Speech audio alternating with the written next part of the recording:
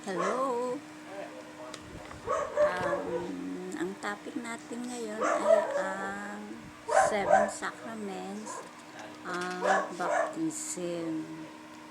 So, review muna tayo kasi kailan pa natin na ano ang baptism nung grade 1 pa tayo. So, review natin, baka meron tayong na-miss, baka may mga details na hindi natin nabigyan ng pansin. So, samahan nyo ko hanggang sa huli. Maraming salamat. So, ang baptism,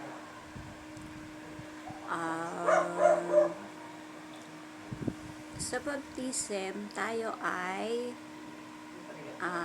new birth. Muli tayo isinisilang.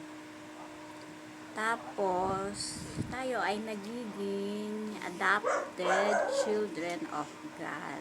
So, nagiging anak din tayo ng Diyos. Through baptism, sabi nga sa Bible, John 3:5, sinabi ni Jesus kay Nicodemus, no one can enter the kingdom of God without being born in water and spirit. So, requirement ang baptism, ayan, para makapasok sa kingdom of God. So, ang baptism ay birth of regeneration. Yun nga yung na muli, namamatay tayo sa kasalanan at tayo'y muling isinisilang. Tapos yung renewal in spirit, ganun din yung ating spirit, nare-renew siya, lumilinis kasi na sa mga kasalanan, na lumilinis, nawawash sa water of baptism. Tapos enlightenment, nagiging son of light tayo. So, ang water ay sign of life and death. Yun. Dahil sa pagbibinyag, namamatay tayo sa ating kasalanan at tayo nabubuhay, renewed ng malinis. Dahil sa children baptism, ang natatanggal ay ang original sin. Pero sa adult baptism, ang natatanggal ay both ang original sin at ang personal sin. Yung mga kasalanang mana at saka yung mga kasalanan na commit before ng baptism. So, napapatawa din yun. Yung mga personal sins. So, meron tayong may prefiguration sa ang baptism sa Old Testament at sa New Testament. So, ang prefiguration sa Genesis 1-2, mighty wind sweeping over water. Ang malakas na hangin ay dumaan sa water. So, yun ang prefiguration ng baptism. Kay Noah naman, wash with water. Dahil dun sa baha, nilinis ang mga kasalanan, nilinis ang tao. At tayo, from Noah, mula dun sa lahi na nilinis niya. Ah, tapos sa Red Sea, as they pass through waters, evil is destroyed. Itong si Moises, di ba? Nagdaan sila sa Red Sea. So, nung pagdaan nila doon, um, evil is destroyed. Kasi, di ba, namatay yung mga kalaban nila.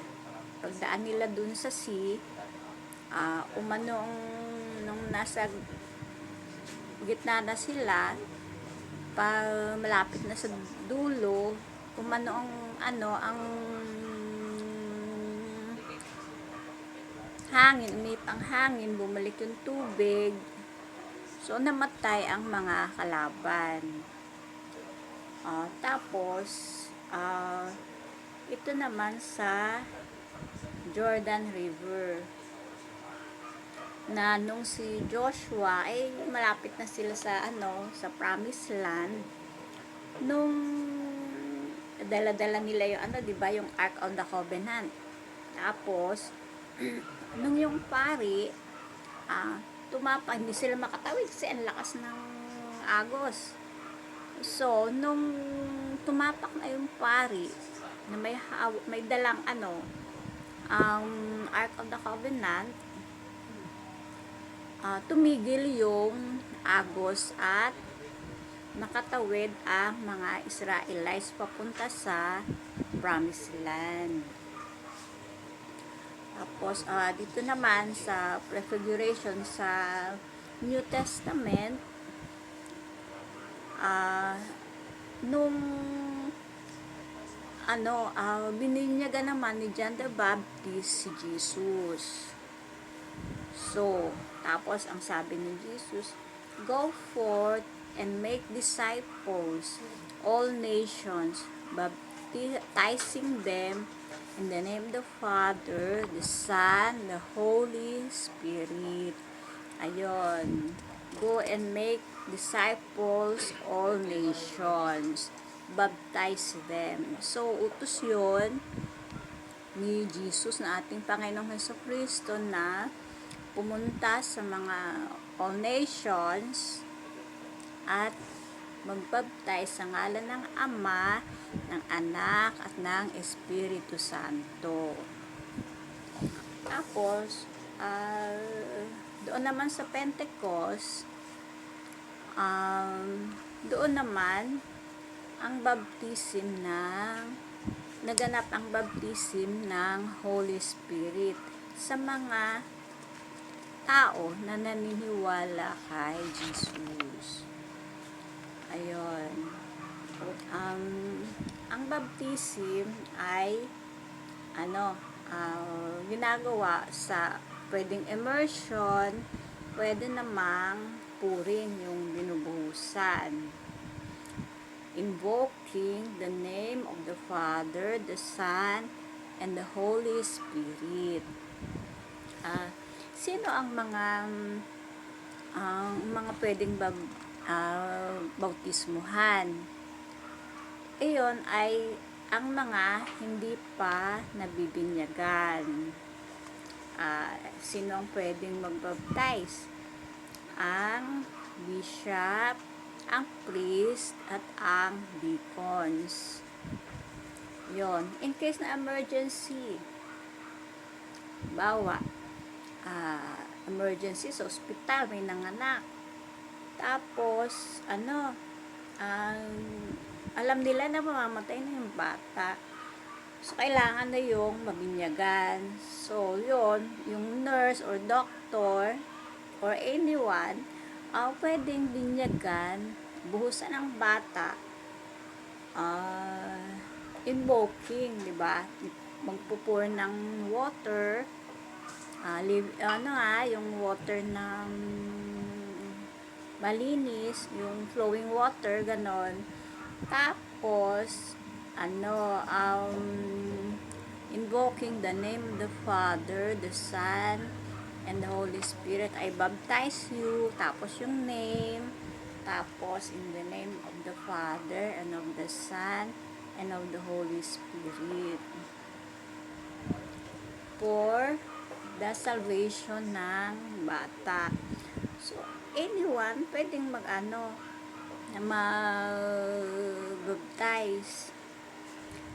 Pwedeng kahit hindi siya naniniwala, atheist, Judaism, anyone na pwede niyang gawin. Akala ko nga yung baptized Catholic lang.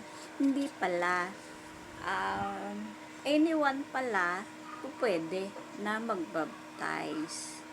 Ngayon, may mga tao na pwedeng masave kahit walang binyag. Kasi 'di ba requirement yung nabinyagan. Meron namang mga tao pala na pwedeng maligtas kahit hindi nabinyagan. Ito ay ang mga catechumens. Ito yung catechumens by baptism by blood. So, ito yung mga nakapila na for baptism. Kasi syempre may pag-adult baptism, syempre may seminar muna. Seminar muna sila at hindi agad nabibinyagan. Minsan inabot ng isang buwan or mahigit pa para makumpleto nila yung seminar. So, ang tawag sa kanila, catechumens. Nakapila na silang binyagan. Pero, kapag wala pa yung araw ng binyag nila at namatay sila, yun yung pinatay sila kasi yung mga kasama nila hindi payag doon sa desisyon nila, pinatay sila. So yun ang baptism by blood. So dahil yung blood nila, yun ang dahil doon kaya considered as baptized sila. So meron namang impulse of grace. Ito naman yung mga gusto nang magpabinyag. Halimbawa, nasa deathbed na. Tapos gusto niyang magpabinyag. Pero hindi siya nabinyagan. So, dito naman pumapasok ang baptism by desire. Yun yung mga gustong mabinyagan. Tapos, halimbawa, na aksidente or pero gusto nilang binyagan, yun din ay baptism by desire. So nasisave sila dahil sa kagustuhan nila na magpabinyag. Ang effects ng baptism ay number 1, it takes away the original sin. Yun yung mga kasalanang mana natin, yung mga galing pa sa magulang, ayun. Yun ang nawawala.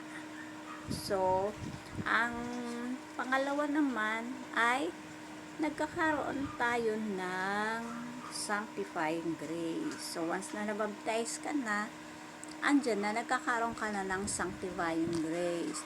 Nakaka-incorporate ka na sa church at kay Christ.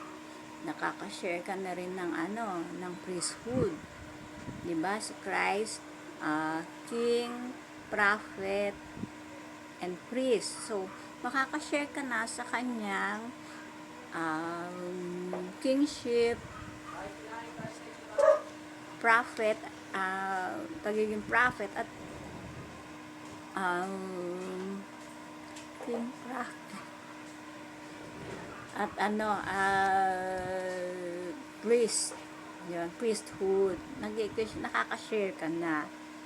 So, tapos nagkakaroon ka na ng communion with all the Christians. Diba? Yung church sa buong mundo. Nagkakaroon ka na ng communion at nagkakaroon ka na ng theological virtues. Yun. Nagkakaroon ka na ng, yun, sa theological virtues, yung sa pag-aaral at sa pananampalataya. Ayun. Alam niyo ba na ang binyag sa atin ay may nagkakaroon tayo ng indelible mark. Ang mark ng seal of Christ. Ang ating, hindi natin nakikita, pero ang ating spirit ay tayo ay nagkakaroon ng indelible mark which says we belong to Christ. We belong to Christ forever. Yun. So,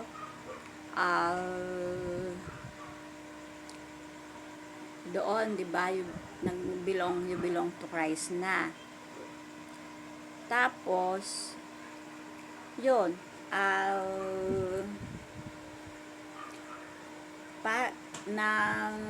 yung indelible seal na kahit saan ka magpunta, once na nabinyagan ka na, ay hindi na iyon mabubura.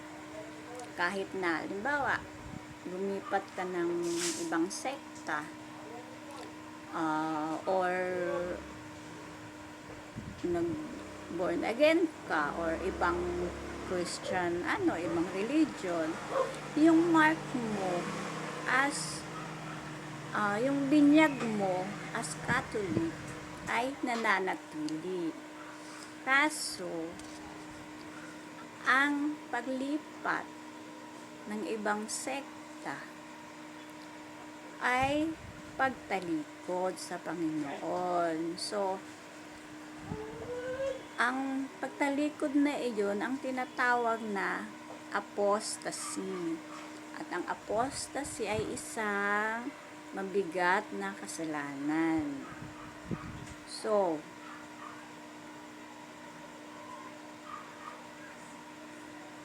alam nyo yung kwento ng alibughang anak.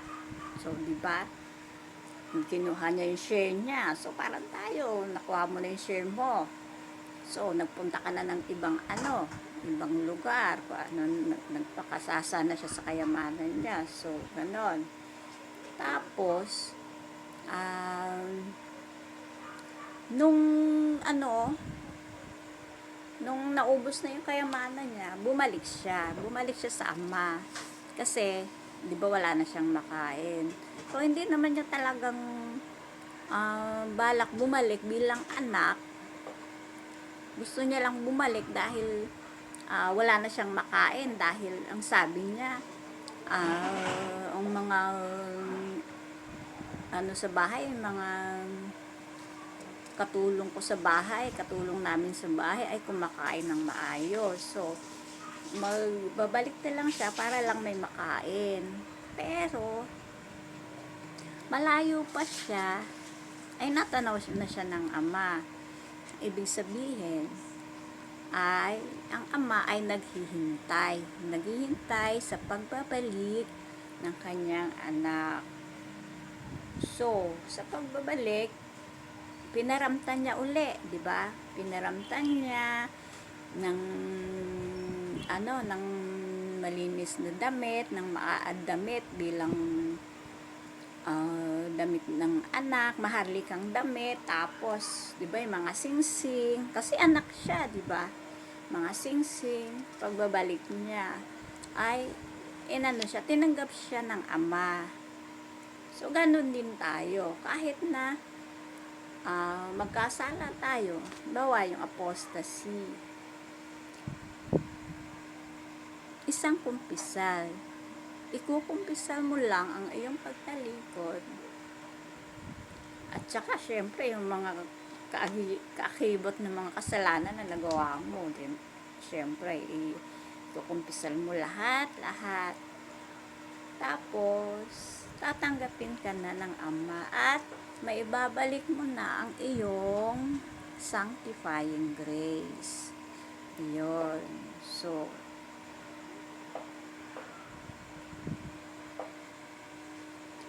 yun, makakabalik ka sa Ama. So, kumpisal.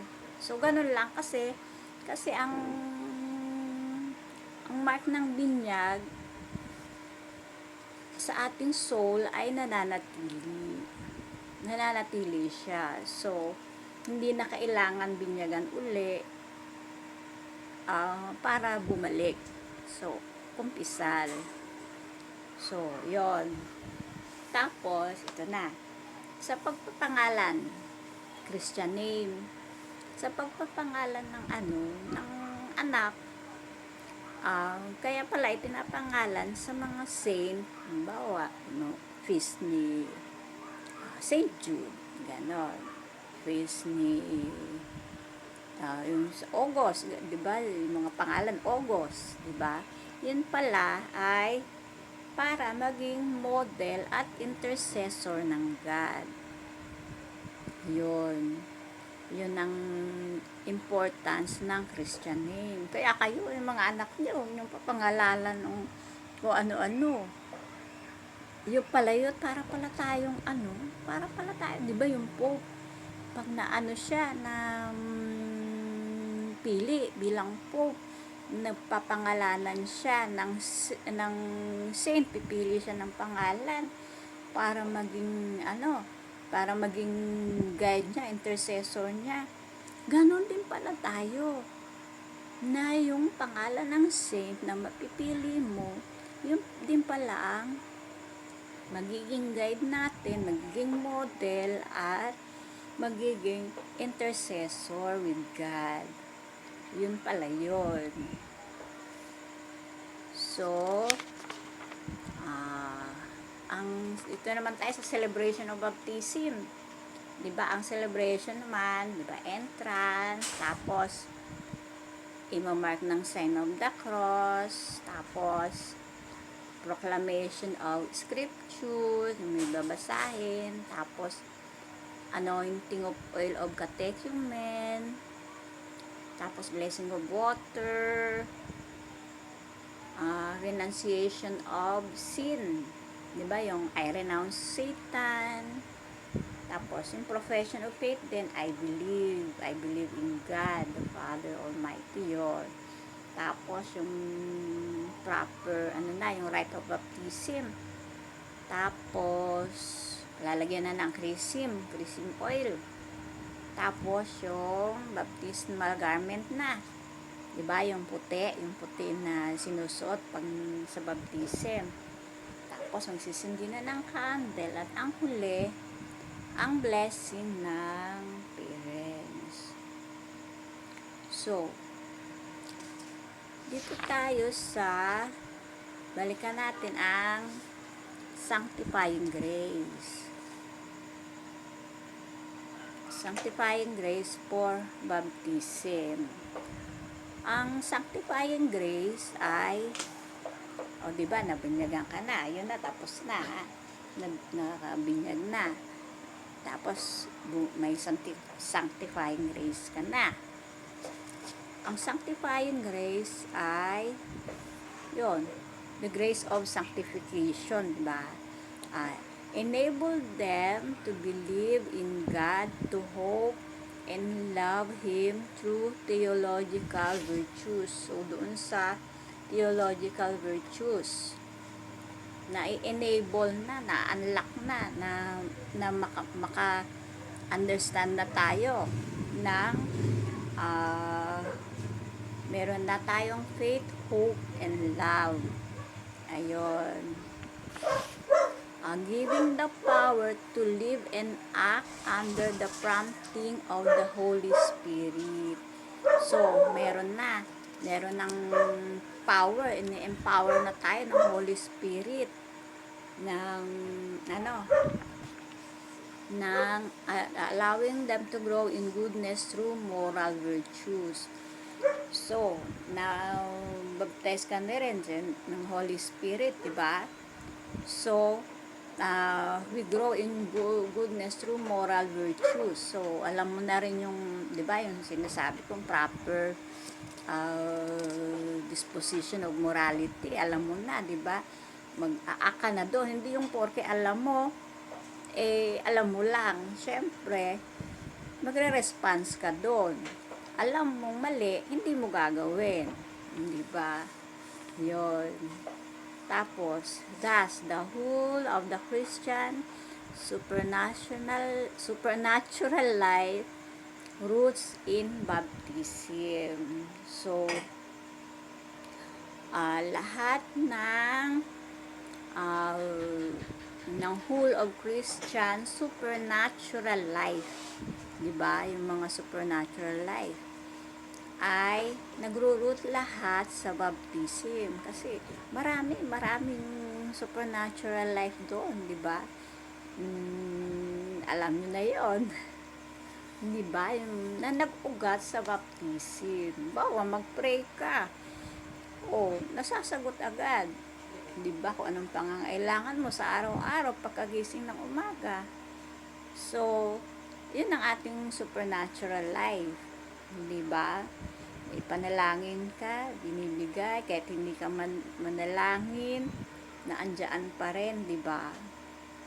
So, incorporated into the church, the body of Christ. Nag-i-incorporate tayo ngayon sa body of Christ. Nagiging tayong member of the body of Christ. Kasi nabaptize na. Yon. So, dito tayo sa CCC 1268. Ang summary ko na to ha. Baptized becomes living stone to be built in spiritual house, share common priesthood. Yung mga nabinyagan ay nagiging ng bato.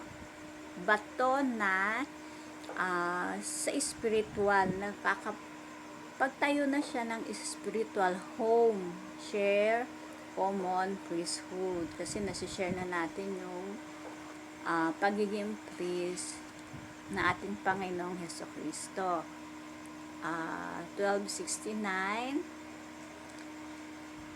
belongs no longer himself but to Christ. So, hindi mo na pag-aari ang sarili mo, kundi kay Christ. To obey and submit to church leaders. So, yun din pala ang natin. Kailangan nating sumunod at mag-submit sa church leaders. Kaya diba yung iba na ayaw sumunod, lumalabas ng simbahan. Nagpo-protest sila, so hindi sila sumusunod. Kaya lalabas na sila ng simbahan. At nagkakaroon din tayo ng rights to receive sacraments. Diba? Nare-receive natin yung Holy Eucharist. At with the Word of God and sustained by other spiritual help of the Church. Diba sa Mass, diba, kaka-receive tayo ng sacraments. Tapos, doon may Word of God na doon. Tapos, nasusustain din tayo through spiritual help of the church. Diba? Yung mga panalangin, mga panalangin natin, mga supplication. Diba? Sa Our Father, diba? Kompleto na yon. Nandun, tapos yung mga panalangin ng church, panalangin para sa Holy Souls, para ma-bless tayo.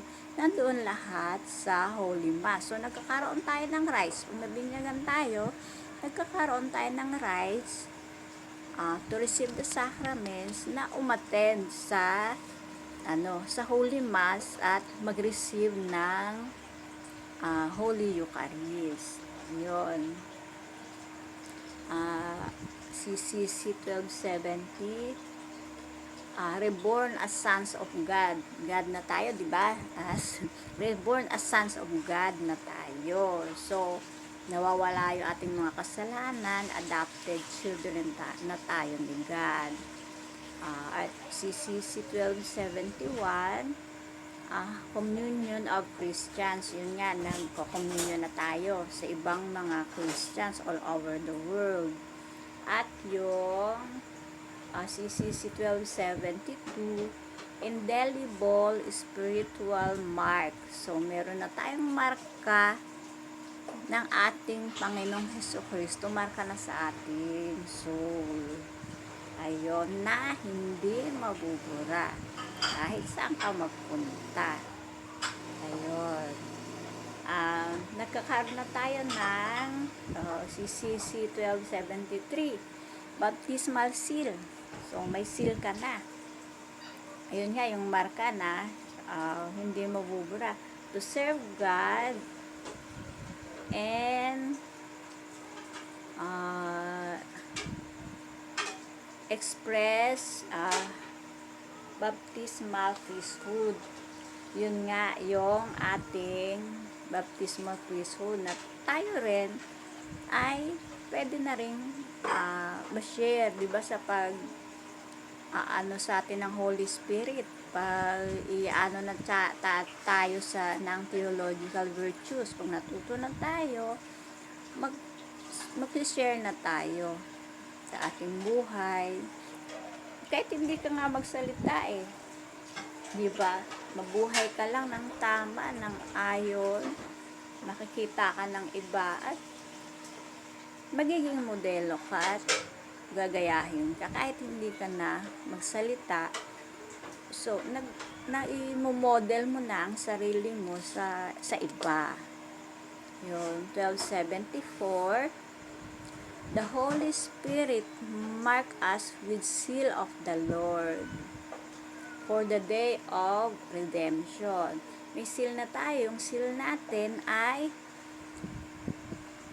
hanggang sa katapusan ng mundo, for the day of redemption, para sa ating kaligtasan. Sa oras din ng kamatayan natin, di ba, kailangan na ng redemption. So, meron ng seal yung soul natin, yung spirit natin, may seal na yon for the day of redemption. Nakatatak na yon. Diba, sa iyong kamatayan, makikita na baptize ka. Yun ay seal ng eternal life. Yung seal na yon, indelible mark. Alam niyo, indelible, diba, sa boto, yung hindi nabubura.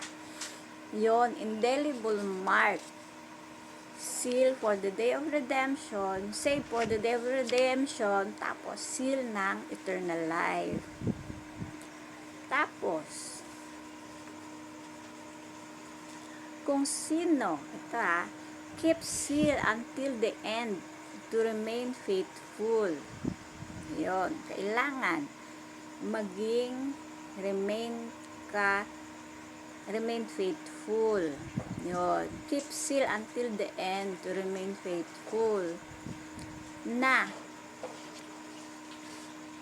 you will be able to depart this life marked with the sign of faith.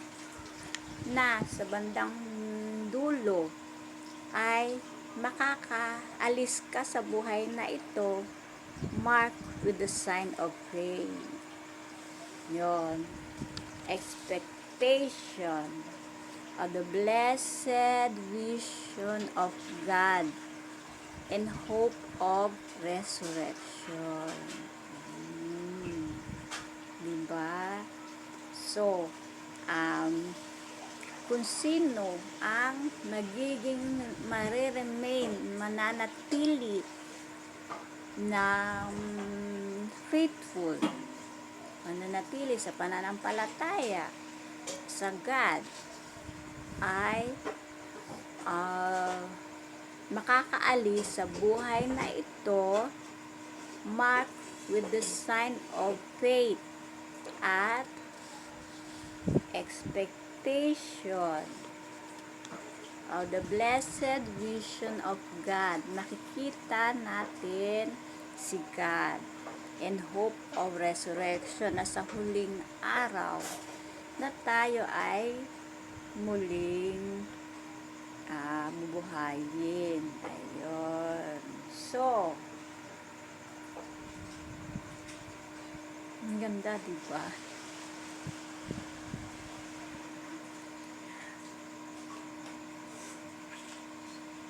Yun. So, keep the faith. Strive, di ba? Kailangan laban. Laban lang. Yun. Keep the faith. Remain strong. Nandiyan naman si God. Laging nakaalalay sa atin. Ayun na lamang po. Magandang araw sa inyong lahat. God bless. In the name of the Father, Son,